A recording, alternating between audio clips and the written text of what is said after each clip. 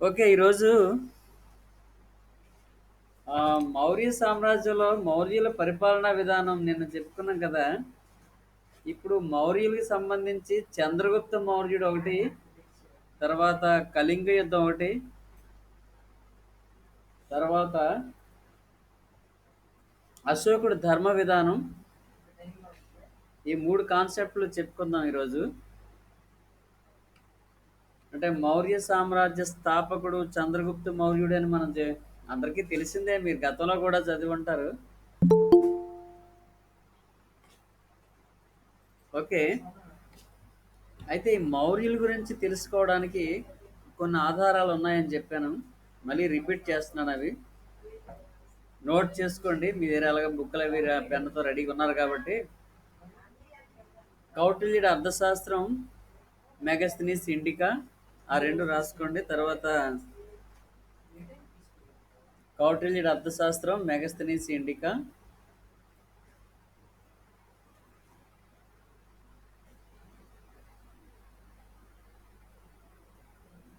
తర్వాత విశాఖదత్తుడి ముద్రా రాక్షసం ఒకటి.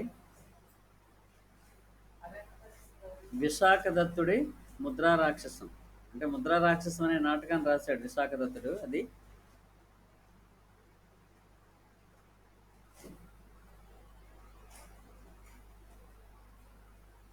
తర్వాత అశోకుడి శిలాశాసనాలు,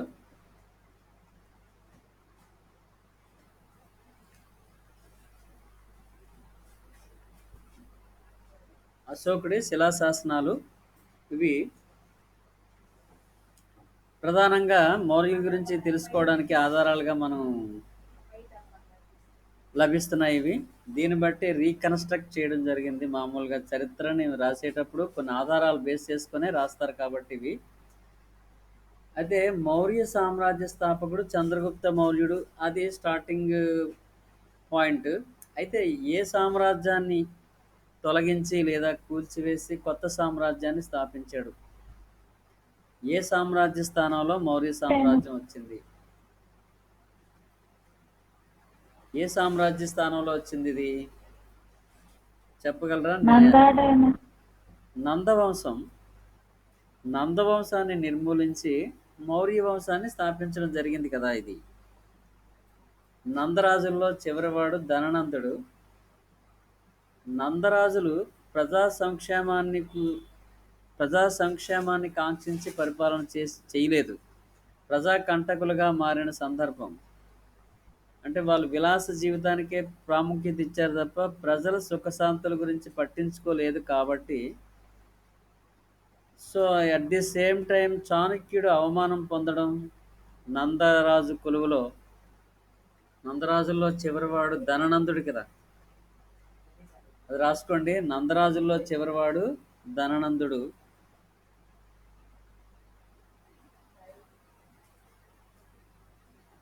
ఈ ధననందుడు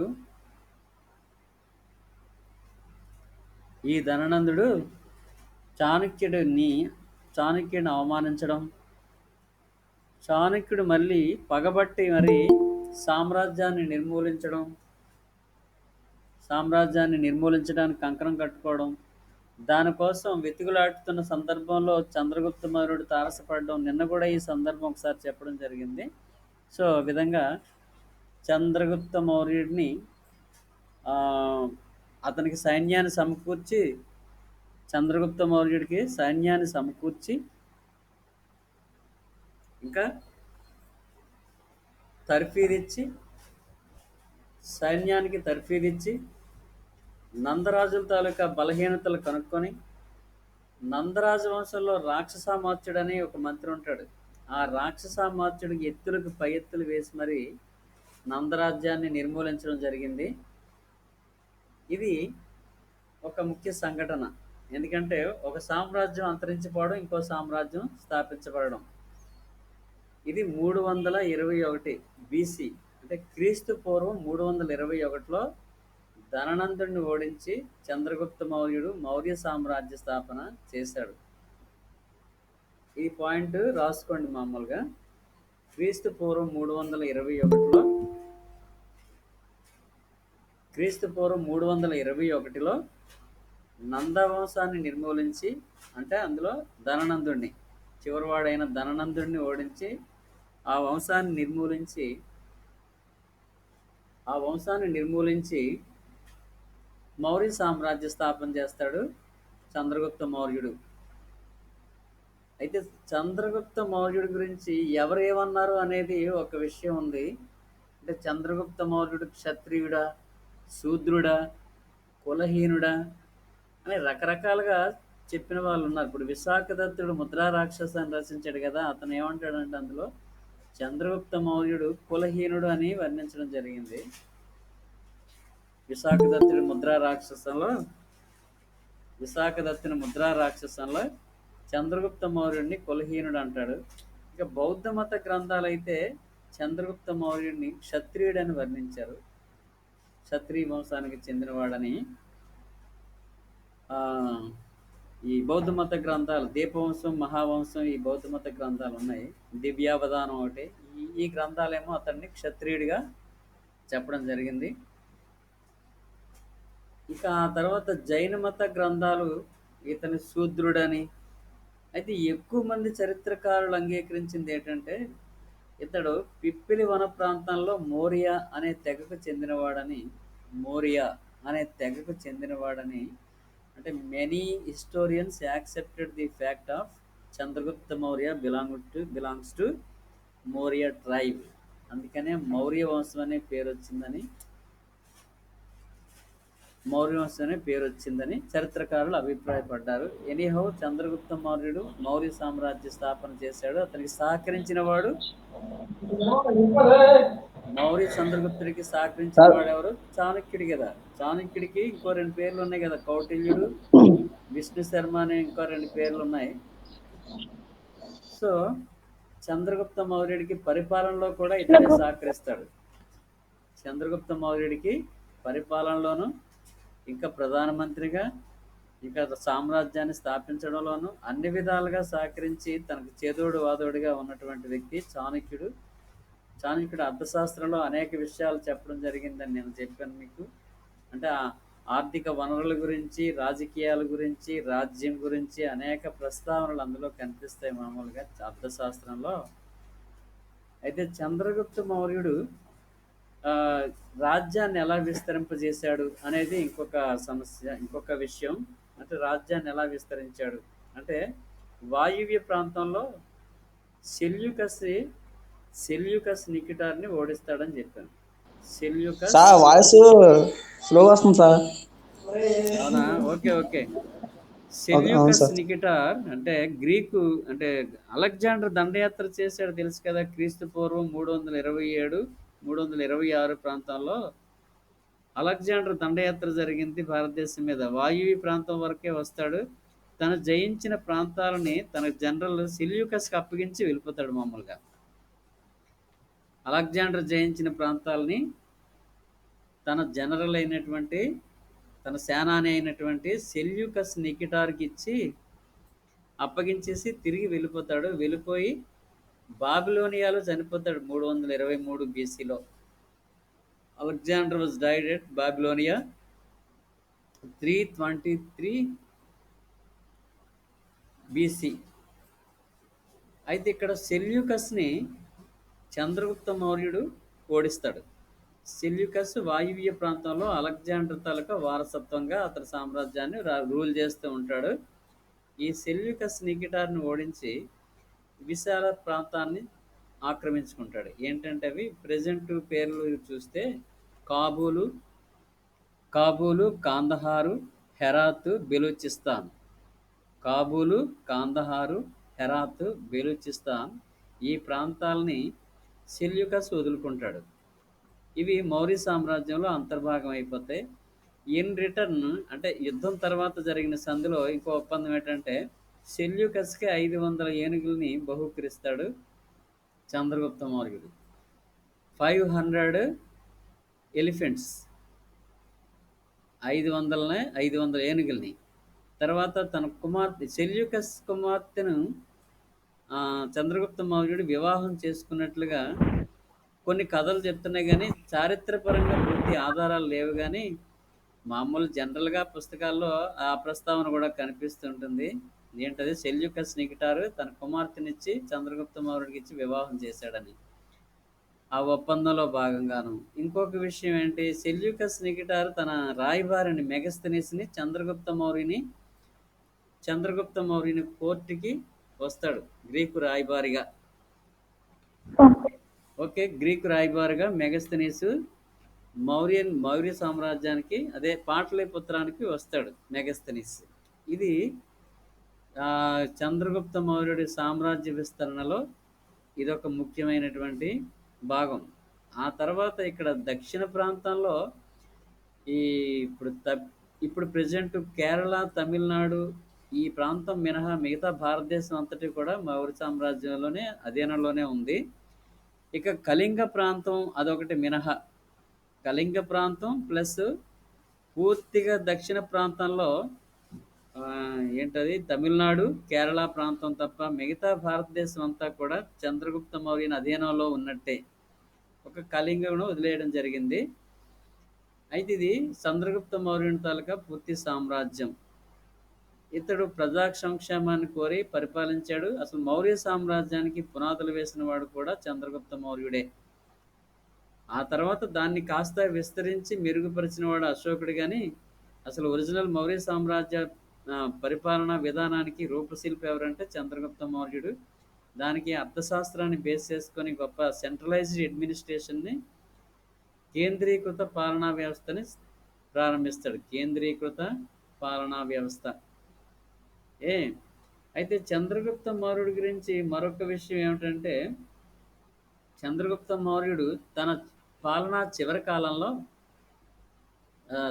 రాజ్యాన్ని అంటే సింహాసనాన్ని త్యజించేసి తన కుమారుడికి అప్పగించి దక్షిణ భారతదేశంలో చంద్రగిరి పర్వతం మీద కర్ణాటక దగ్గర చంద్రగిరి పర్వతం మీద సల్లేఖన వ్రతం ఆచరించి ప్రాణాలు విడిచినట్టుగా తెలుస్తుంది. సల్లేఖన వ్రతం ఆచరించి ఏంటి సల్లేఖన వ్రతం? పాయింట్స్ ఏమైనా కొన్ని రాసుకుంటున్నారా? ఆ వాయువ్య ప్రాంతంలో సెల్యూకస్ నికేటార్ నుంచి పొందిన ప్రాంతాలను నోట్ చేసుకోవాలి మీరు. బెలూచిస్తాను, ఆఫ్ఘనిస్తాన్, అది కాబూలు, హెరాత్ ఆ ప్రాంతాలు. ప్లస్ ఇక్కడ ఏంటంటే చివరి దశలో సింహాసనాన్ని పరిత్యజించి దక్షిణ భారతదేశం వచ్చి ఇక్కడ కర్ణాటకలో చంద్రగిరి పర్వతం మీద సల్లేఖన వ్రతం ఆచరించి ప్రాణాలు విడిచినట్టు. అంటే జైన మతాన్ని స్వీకరించాడు. సల్లేఖన వ్రతం ఏ మతానికి సంబంధించింది? జైన మతానికి సంబంధించింది. అంటే పూర్తిగా ఉపవాస దీక్ష. ఉపవాస దీక్ష అంటే ప్రాణం పోయే వరకు ఏమీ తినకుండా పూర్తిగా నిరాహార దీక్ష చేయడం.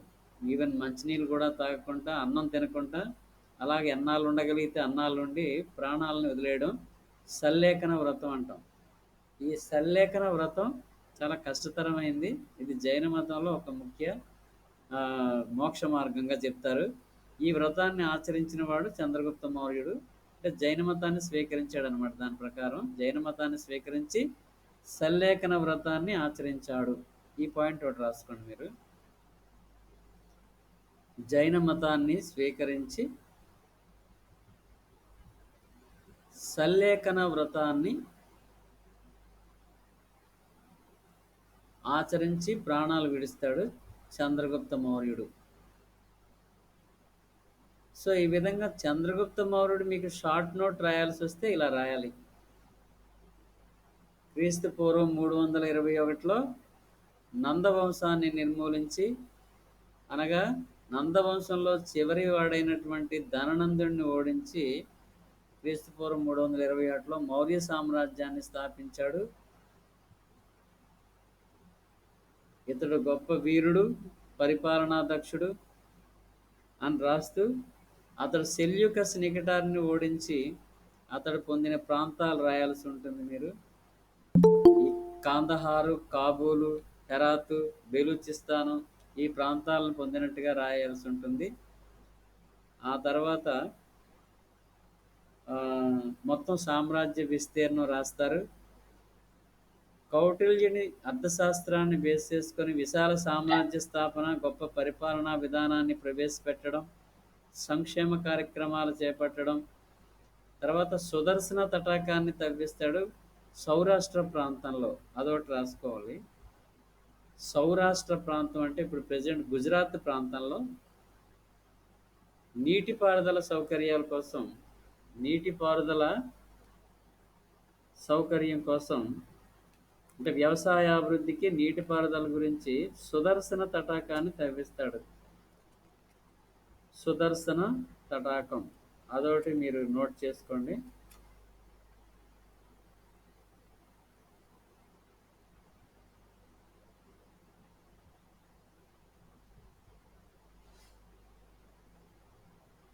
సో తర్వాత జైన మతాన్ని స్వీకరించడానికి రాసుకుంటారు. దేని ప్రకారం అంటే జైన మత గ్రంథం పరిశిష్ట పర్వన్ అని ఒక గ్రంథం ఉంది. దాంట్లో తెలియజేయబడింది పరిశిష్ట పర్వన్. అది నోట్ చేసుకోండి. జైన మత గ్రంథం పరిశిష్ట పర్వన్ అనే గ్రంథం ప్రకారం, పరిశిష్ట పర్వన్ అనే గ్రంథం ప్రకారం చంద్రగుప్త మౌర్యుడు జైన మతాన్ని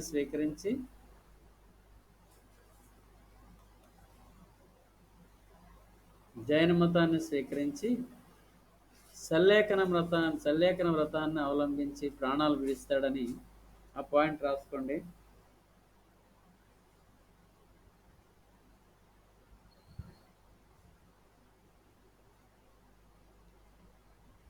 ఇతడు గొప్ప విజేత, పరిపాలనా దక్షుడు అని రాస్తారు. ఇది మీకు షార్ట్ నోట్ అడిగితే 5 మార్క్స్ రాసుకోవచ్చు. అయితే ఈ మ్యాటర్ని బట్టి ఎన్ని మార్కులు కావాలంటే అన్ని మార్కులకి కుదించుకోవచ్చు. విషయం ఎక్కువ తెలిస్తే 2 మార్కులు కావాలంటే 2 మార్కులు రాయొచ్చు, 5 మార్కులు కావాలంటే 5 మార్కులు రాయొచ్చు. ఒక్కోసారి దీన్నే సాగదీసి 10 మార్క్స్ కూడా రాయాలన్నా రాసేయవచ్చు మామూలుగా. అయితే యాక్చువల్గా మెయిన్ పాయింట్స్ తీసుకొని అలాగా 5 మార్క్స్ రాయొచ్చు, లేదా 2 మార్క్స్ కైనా మనం కుదిస్తే ఇంకా మెయిన్ పాయింట్స్ రాస్తాం అలా అన్నమాట. ఇతని తర్వాత 297లో బిందుసారుడు వస్తాడు. బిందుసారుడు చంద్రగుప్త మౌర్యుని కుమారుడు బిందుసారుడు. అయితే బిందుసారుడు గురించి కాస్త తెలియడం మంచిదే. కాకపోతే అడుగుతాడా అడగడా అనేది ఎగ్జామ్ పాయింట్ ఆఫ్ వ్యూలో పూర్తిగా చెప్పలేం. కానీ అక్కడ బిందుసారుడు అనేవాడు అమిత్రఘాతుడు అనే బిరుదు ఉందని, అంటే శత్రు సంహారం చేసిన వాడు అమిత్రఘాతుడు అనే బిరుదు ఉంది. అదొకటి రాసుకోండి. అమిత్రఘాతుడు అనే బిరుదు ఎవరికి కలదు.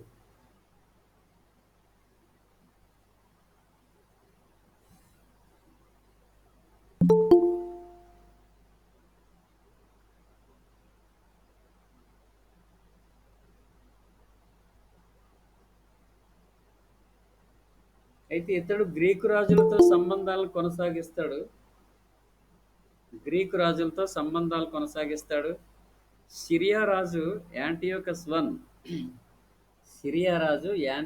వన్ని ఏవో కొన్ని గిఫ్ట్గా అడుగుతాడు. మామూలుగా మీకు ఆ లెసన్ చెప్పిన క్లాస్ రూమ్లో కూడా అక్కడ ఒకసారి విన్నారు మీరు. ఏంటంటే ఒక తత్వవేత్తను అత్తి పండ్లు ద్రాక్షసారాయి ఈ 3 నాకు కావాలని వర్తమానం పంపించడం. సిరియా రాజు దానికి బదులుగా ద్రాక్షసారాయి అత్తి పండ్లు మాత్రమే పంపించి తత్వవేత్తను పంపడం మా ఆచారం కాదని చెప్పాడని. అదొక ఉత్తర ప్రత్యుత్తరాలు జరిగాయి బిందుసారుడికి సిరియా రాజుకి మధ్య.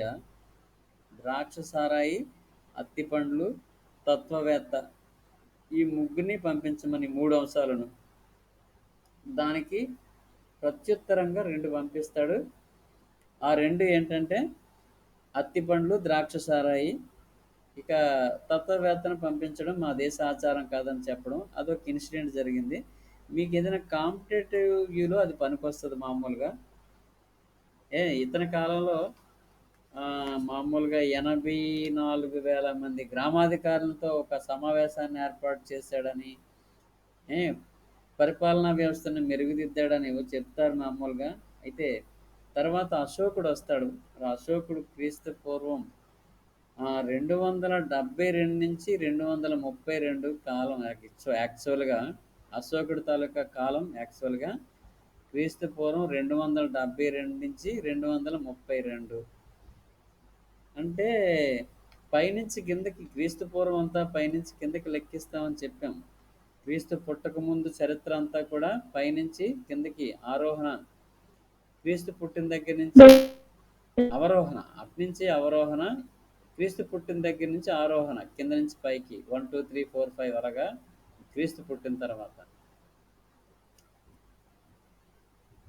ఓకే, క్రీస్తు పూర్వం 272 నుంచి 232. అసలు యాక్చువల్గా 4 సంవత్సరాల పాటు అతను సింహాసనం మీద కూర్చోలేదని చెప్తారు. అంటే 272లోనే బిందుసారుడు చనిపోయిన 268లో పట్టాభిషేకం చేయించుకున్నాడని చెప్తారు. దానికి కారణం వారసుల మధ్య వారసత్వ యుద్ధం అని, కుమారుల మధ్య వారసత్వ యుద్ధం కారణంగా కొన్నాళ్ళ పాటు డిలే అయిందని, 4 సంవత్సరాల అనంతరమే పట్టాభిషేకం చేసుకున్నాడని చెప్తారు. అయితే అశోకుడికి సంబంధించి మనం కళింగ యుద్ధం ఒకటిని అశోక ధర్మ విధానం ఈ రెండిట్లో ఒకటి రావడానికి అవకాశం ఉంటుంది.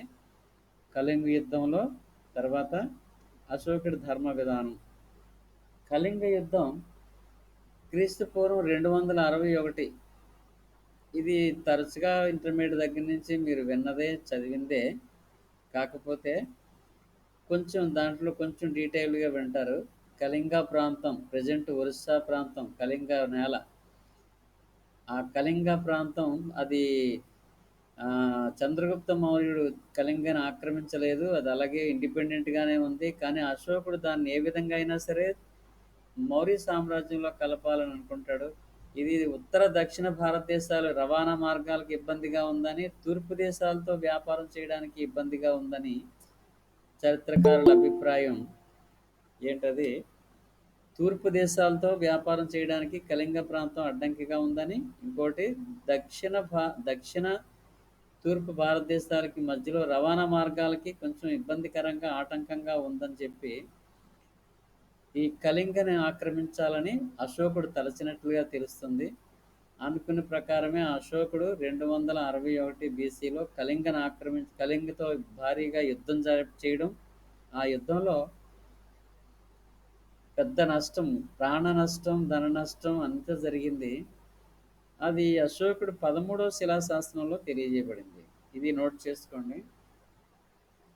కళింగ యుద్ధం గురించి అశోకుడు 13వ శిలాశాసనంలో సంపూర్ణంగా తెలియజేయడం జరిగింది.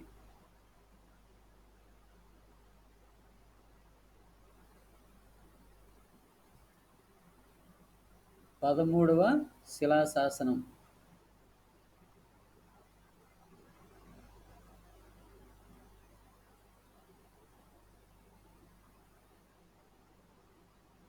తర్వాత 2వ శిలాశాసనంలో కూడా దాని గురించి రెఫరెన్స్ ఉంటుంది. 2:13 అనమాట. 2:13 రెండు కూడా. అయితే ఎక్కువగా 13వ శిలాశాసనం సంపూర్ణంగా వివరించడం జరిగింది. ఇందులో ఏమంటాడంటే 1,00,000 మంది ప్రాణాలు కోల్పోయినట్టు, 1,50,000 మంది క్షతగాత్రులైనట్టు తెలుస్తుంది. 1,00,000 మంది ప్రాణాలు కోల్పోయారంట, 1,50,000 మంది క్షతగాత్రులు అంటే చేతులు కాళ్ళు తెగిన వాళ్ళు. ఇది ఘోరమైన రక్తం ఏరులై పారిందని, ఇంత ప్రాణ నష్టం తను ఎప్పుడు కని విని చూడలేదని అశోకుడు ఈ కళింగ యుద్ధం వల్ల అతనిలో వచ్చిన మార్పు గురించి తర్వాత తెలియజేస్తాడు. అతని మానసిక స్థితిలో కానీ, పరిణత్వంలో కానీ గొప్ప పరిణతి చెందిన వ్యక్తిగా మానసిక పరివర్తన చెంది భవిష్యత్తులో మరెప్పుడు యుద్ధం చేయనని ప్రతిజ్ఞ కూడా చేశాడు. అనుకున్న ప్రకారమే ఎప్పుడు కూడా మరి తర్వాత యుద్ధాలు చేయలేదు. అంటే యుద్ధం స్థానంలో ధర్మభేరి మోగించాడు. యుద్ధభేరి స్థానంలో ధర్మభేరి, అంటే ధర్మాన్ని ప్రచారం చేద్దామని, ధర్మాన్ని స్థాపించాలని, యుద్ధం మరి చేయకూడదని అశోకుడు తలచి యుద్ధాన్ని పూర్తిగా విరమిస్తాడు. తర్వాత కొద్ది సంవత్సరాల అనంతరం బౌద్ధ మతాన్ని స్వీకరిస్తాడు కదా. బౌద్ధ మతం ఎక్కువగా అహింస గురించి చెప్తుంది కాబట్టి బౌద్ధ మత సిద్ధాంతాల పట్ల ఆకర్షితుడై ఉపగుప్తుడనే ఆచార్యుని బోధన వలన ఉపగుప్తుడు ఉపగుప్తుడనే ఉపగుప్తుడనే బౌద్ధ మత ఆచార్యుడి బోధన వలన అశోకుడు బౌద్ధ మతాన్ని స్వీకరిస్తాడు. ఆ పాయింట్ కూడా రాసుకోండి.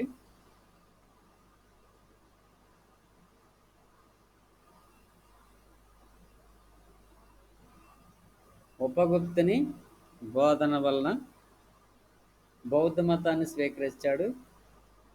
బౌద్ధ మతాన్ని స్వీకరించిన తరువాత అశోకుడు బౌద్ధ మత ప్రచారం శ్రీలంక, బర్మా అంటే ఆగ్నేయ ఆసియా దేశాలకి బౌద్ధ మతాన్ని ప్రచారం చేస్తాడు. స్వయంగా తన కుమార్తెను, కుమారుని కూడా బౌద్ధ మత ప్రచారానికి పంపిస్తాడు. ప్రపంచ మతంగా మార్చడంలో అశోకుడు గొప్ప పాత్ర వహిస్తాడు. సో ఈ కళింగ యుద్ధం అంత ప్రాధాన్యత ఉంది. అతని జీవితాన్ని మార్చివేసినటువంటి ప్రథమ సంఘటనది, గొప్ప సంఘటనది. దాని గురించి రాయాలన్నా మీరు దాన్ని అలా కాస్త వివరించి రాసేయవచ్చు. తర్వాత అశోకుడి ధర్మ విధానం.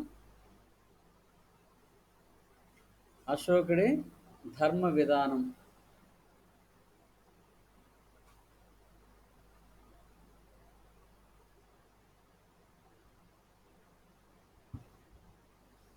అశోకుడు సరికొత్త నూతన ధర్మ విధానాన్ని అవలంబిస్తాడు.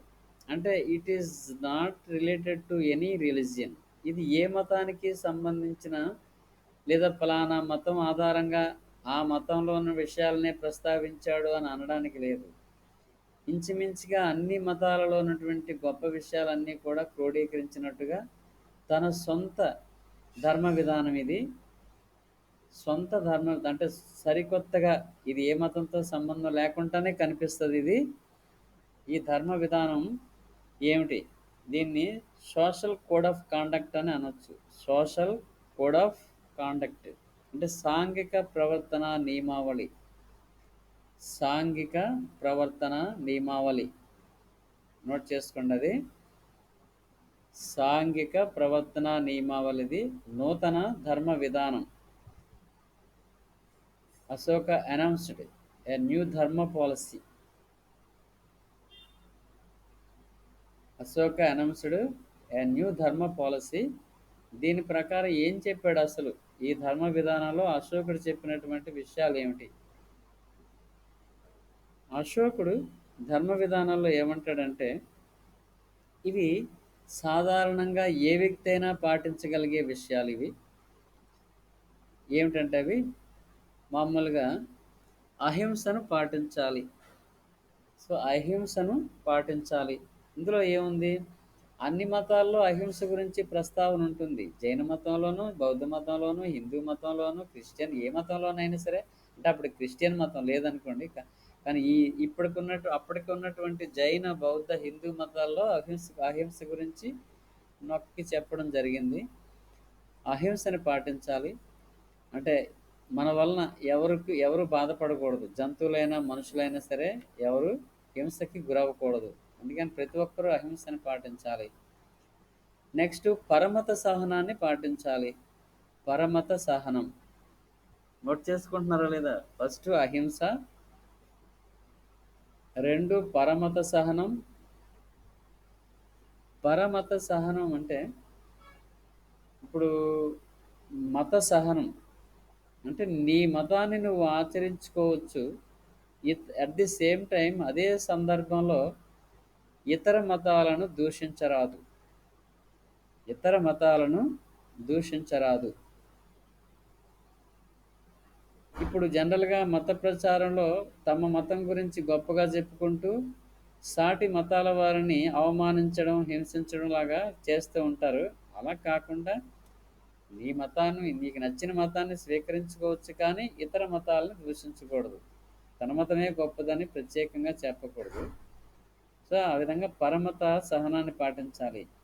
అంటే ఆ మాట ఎందుకు అనవలసి వచ్చింది అంటే అప్పట్లో చాలా మతాలు, మత శాఖలు ఉండేవి.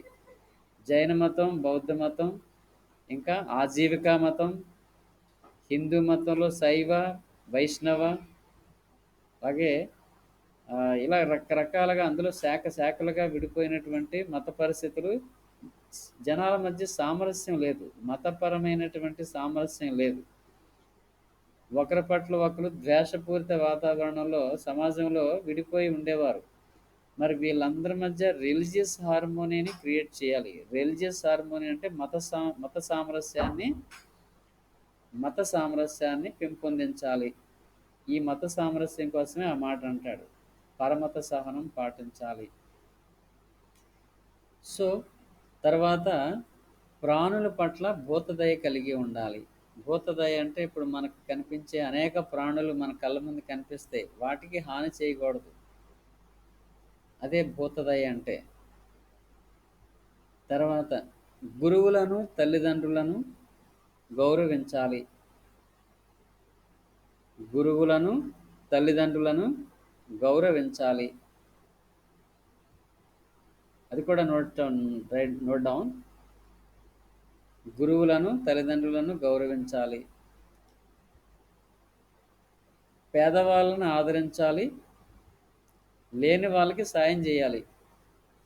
అంటే మెండిక్యాంట్స్ ఉంటారు కదా, అడుక్కునే వాళ్ళు, ఏమీ లేని వాళ్ళు, డెస్టిట్యూట్స్ అంటాము, వాళ్ళకి నీకు కలిగినంత దానం చేయాలి.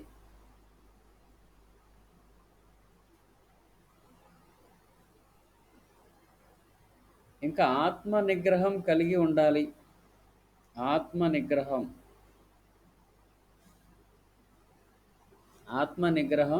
కలిగి ఉండాలి.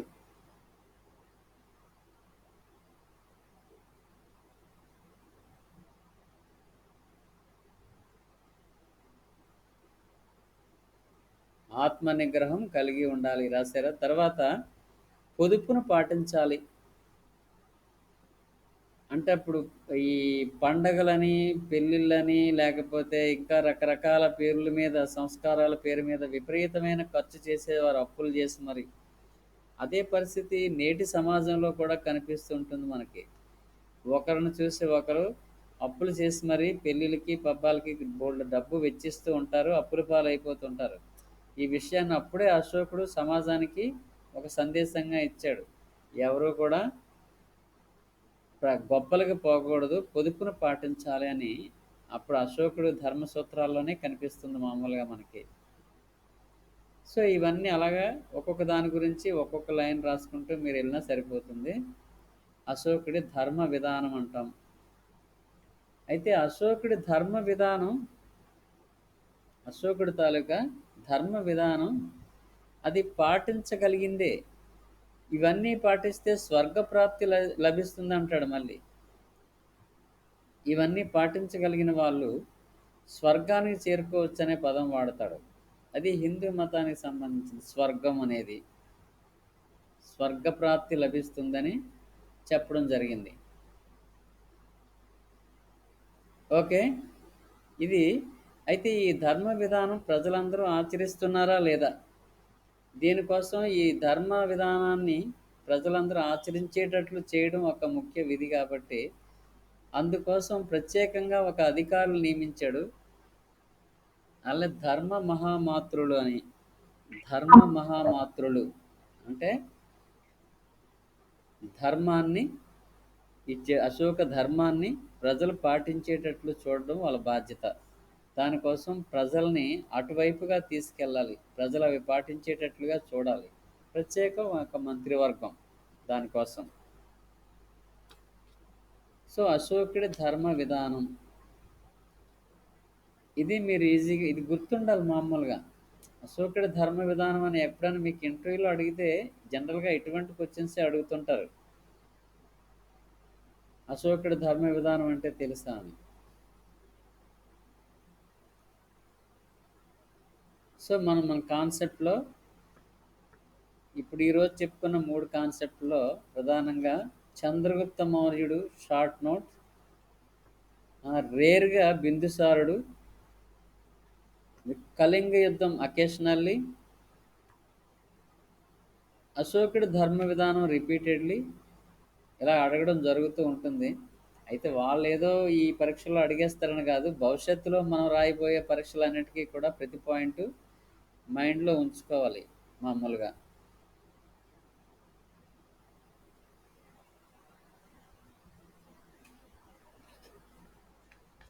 మరి ఈ మౌర్య సామ్రాజ్యం కొన్నాళ్ళ తర్వాత మరి అశోకుడి తర్వాత వచ్చిన వాళ్ళందరూ బలహీనులు అవడం వల్ల సామ్రాజ్యం క్రమేపీ బలహీనపడింది, అంతరించిపోయిందని విన్నారు కదా మీరు మామూలుగా. అంటే మౌర్య సామ్రాజ్యం పతనం అయిపోయింది. ఇప్పుడు సాధారణంగా ఏ సామ్రాజ్యంలోనైనా సరే కొద్ది మందే ఉంటారు, ఎవరు సమర్థులు. ఆ తర్వాత బలహీనమైన రాజులు రావడం, వంశాలు అంతరించిపోవడం ఇవన్నీ మామూలే. మీకు కావాలంటే ఉదాహరణ చెప్తాను. ఇప్పుడు ఈ మౌర్య సామ్రాజ్యంలో గొప్పవాళ్ళు, సమర్థులను చెప్పుకునే వాళ్ళు చంద్రగుప్త మౌర్యుడు, అశోకుడు, కాస్త బిందుసారుడే. తర్వాత వచ్చిన వాళ్ళు అసమర్థులు అవడం వల్ల సామ్రాజ్యం అంతరించిపోయింది. తర్వాత గుప్తుల కాలం. గుప్తుల కాలంలో కూడా సముద్రగుప్తుడు, తర్వాత కనిష్కుడు. రెండో చంద్రగుప్తుడు, వీళ్ళ తర్వాత కుమారగుప్తుడు కొంతవరకు పర్వాలేదు. తర్వాత మళ్ళీ గుప్త సామ్రాజ్యం కూడా అంతరించిపోయింది. ఎవరో ముగ్గురు సమర్థులైన రాజులు ఉన్నారు. ఇక హర్షవర్ధనుడి కాలంలో హర్షవర్ధనుడు ఒక్కడే ఆ వంశంలో గొప్పవాడు. అతను ముందు ప్రభాకర వర్ధనుడు, రాజ్యవర్ధనుడు అంత కాదు, కాస్త పర్వాలేదు అంతే. తర్వాత ఆ సామ్రాజ్యం ఏమైందో తెలియదు పరిస్థితి. ఇక ఢిల్లీ సుల్తాన్లు చూసినా అంతే. ఢిల్లీ సుల్తాన్లో గొప్ప వాళ్ళని చెప్పుకునే వాళ్ళు అల్లావుద్దీన్ ఖిల్జీ, మహమ్మద్ బిన్ తుగ్లక్, ఫిరోజ్ షా తుగ్లక్, వీళ్ళే కాస్త చెప్పుకోవచ్చు. ఆ తర్వాత వచ్చిన వాళ్ళు బలహీనలు అవడం వల్ల లోడీ వంశంలో మళ్ళీ ఆ వంశం అంతరించిపోయింది. ఇక మొఘల్ వంశంలో కూడా మనం చూస్తే బాబరు, తర్వాత హుమయూన్ బలహీనుడే మళ్ళీ. తర్వాత అక్బరు, అక్బరు జహంగీరు, షాజహాను, ఔరంగజేబుతో క్లోజ్. రాజ్ అతిపెద్ద సామ్రాజ్యం. ఔరంగజేబ్. ఔరంగజేబు వరకే. ఔరంగజేబు నుంచే మళ్ళీ పతనం ప్రారంభం అవుతుంటుంది. అలాగే మౌర్య సామ్రాజ్యం పతనానికి కారణాలు చూస్తే అశోకుడి తర్వాత వచ్చిన వాళ్ళు బలహీనులైన రాజులు రావడం ఒక కారణంగా చెప్తారు. ఇంకా ఇది సెంట్రలైజ్డ్ అడ్మినిస్ట్రేషన్. సెంట్రలైజ్డ్ అంటే కేంద్ర ప్రభుత్వం నుంచే అన్ని ఆదేశాలు వస్తాయి. ప్రతి ఒక్కరు కేంద్ర అధీనంలోనే పనిచేస్తారు. లోకల్ బాడీకి స్వతంత్ర ప్రతిపత్తి లేదు. అన్ని కేంద్రం నుంచే ఆదేశాలు. అంత కేంద్రీకృత పాలనా వ్యవస్థ ఎక్కువ కాలం కొనసాగించడం కష్టం యాక్చువల్గా. అంటే రాష్ట్రాలకి గ్రామీణ స్థాయిలో ఎటువంటి స్వయం ప్రతిపత్తి లేదు, అంతా కేంద్రం నుంచే. దీన్ని ఇదే విధంగా కొనసాగించాలంటే చాలా గొప్ప గొప్ప సమర్థులైన రాజులు ఉండి తీరాలి. సో అటువంటి పరిస్థితులు ఉండవు కాబట్టి కేంద్రీకృత పాలనా వ్యవస్థ కూడా ఒక రకంగా పతనానికి కారణమవుతుంది. తర్వాత విపరీతమైన ఉద్యోగ వ్యవస్థ, ఎక్కువ జీతాలు. మొత్తం ఈ కేంద్రీకృత పాలనా వ్యవస్థ అంతా కూడా అనేక మంది హయ్యర్ అఫీషియల్స్, వాళ్ళ దిగువన ఆఫీసర్స్, వాళ్ళ దిగిన వాళ్ళు, వాళ్ళ దిగువన మొత్తం అంతా ఇంత బ్యూరోక్రసీకి జీతాలు ఇవ్వడం అనేది చాలా ఖర్చుతో కూడుకున్న పని. ఎక్కువ ఆదాయం అంతా కూడా ఈ ఉద్యోగుల జీతాలకే పోతుంది. సో రాను రాను ఇంత ఉద్యోగ వ్యవస్థను భరించడం మౌర్య సామ్రాజ్యానికి కష్టమైపోయింది. ఆదాయ వనరులు తగ్గిపోయాయి. దాంతో ఆటోమేటిక్గా మౌర్య సామ్రాజ్యం పతనానికి దారి తీసింది. ఇక కొంతమంది చరిత్రకారులు చెప్పేది ఏమిటి, మౌర్య సామ్రాజ్యం అనేది అశోకుడు అవలంబించినటువంటి శాంతి విధానం, బౌద్ధ మతం అవలంబించిన శాంతి విధానం. మరి బౌద్ధ మతాన్ని ఆచరించడం వల్ల సైన్యం నిర్వీర్యం అయిపోయింది. అందువలన మౌర్య సామ్రాజ్యం క్షీణించింది, పతనమైంది అంటారు. అంటే యాక్చువల్గా అది ఒక పాయింటే. మరి అశోకుడు తర్వాత మరి యుద్ధాలు చేయలేదు, సైన్యాన్ని మాత్రం తగ్గించలేదు. యుద్ధాలు చేయలేదు కానీ అలాగని సైన్యాన్ని పూర్తిగా రద్దు చేయలేదు అశోకుడు. సైన్యాన్ని అలాగే కొనసాగించాడు, సైన్యం అంతా ఉంది. కాకపోతే వాళ్ళు యుద్ధాలు తరఫీదు లేకపోవడం వల్ల క్రమశిక్షణ కోల్పోతారు, కాస్త సోమరపోతులు అయిపోతారు.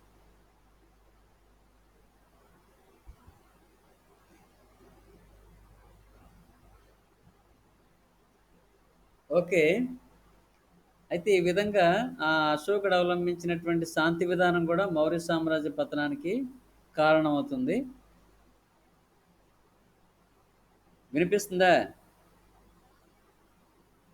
హలో. ఓకే ఓకే వినిపిస్తుంది సార్. ఓకే అంటే నాకు నెట్వర్క్ కనెక్షన్ ప్రాబ్లం అని వస్తుంది, అందుకని. అయితే సెల్ ఫోన్ నుంచి వినిపిస్తుందేమోలే. ఓకే, ఇలా మౌర్య సామ్రాజ్య పతనానికి వరుసగా 4-5 కారణాలు కనిపిస్తాయి. చివరికి ఏం జరిగింది? క్రీస్తుపూర్వం 185లో క్రీస్తుపూర్వం 185లో పుష్యమిత్ర శుంగుడు అనేవాడు చివరి మౌర్య రాజుని బ్రో హలో, వినిపిస్తుందా ఇప్పుడు?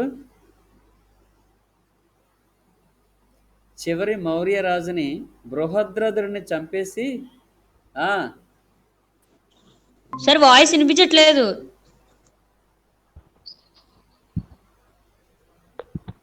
సార్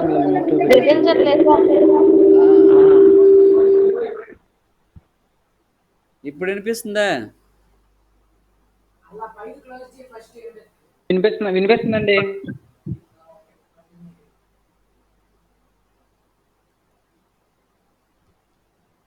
ఓకే ఓకే అయితే బృహద్రథుడిని చంపేసి పుష్యమిత్ర శుంగుడు శుంగ వంశాన్ని స్థాపిస్తాడనమాట. అంటే మౌర్య సామ్రాజ్యం ఆ విధంగా క్రీస్తుపూర్వం 185కి అంతరించిపోతుంది. తర్వాత శుంగ వంశం వస్తుంది. పుష్యమిత్ర శుంగుడు కొత్త రాజ్యాన్ని స్థాపిస్తాడు. అయితే అప్పటికే దక్కన ప్రాంతంలో శాతవాహనులు స్వతంత్రం ప్రకటించుకున్నారు.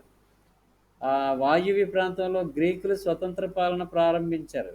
వాయువ్య ప్రాంతంలో విడిపోయింది మౌర్య సామ్రాజ్యం నుంచి. దక్కన ప్రాంతం విడిపోయింది. ఇలా ఒక్కొక్క ప్రాంతం విడిపోయి సామ్రాజ్యం మళ్ళీ చిన్నదైపోతుంది రాను రాను. సరే, ఈ ఈ రోజుకి ఇది క్లోజ్ చేద్దాము. ఇక్కడ చిన్న క్లైమేట్ కూడా చిన్న తేడా, ఈ నెట్వర్క్ కనెక్షన్ చిన్న ప్రాబ్లం అవుతుంది. రేపు మళ్ళీ మీకు వాట్సాప్లో పెడతాను టైం. అయితే మీకు టైం టేబుల్ కూడా పెట్టాను, మీరు అందులో చూడొచ్చు. ఎనీహౌ ఈ పాయింట్స్ ఈరోజు గుర్తుంచుకోండి. చంద్రగుప్త మౌర్యుడు, కళింగ యుద్ధం, బిందుసారుడు, అశోకుడి ధర్మ విధానం. ఈ పాయింట్స్ని రిపీట్ చేసి మీరు ఓన్గా రాయడానికి ప్రయత్నం చేయండి మామూలుగా. Okay, thank you one and all. రేపు కలుద్దాం మళ్ళీ. Okay sir, thank you sir. Okay sir, bye sir. Bye అండి. ఓకే, రేపు కలుద్దాం. Okay sir, bye sir. Bye bye. Bye sir. Bye. Bye.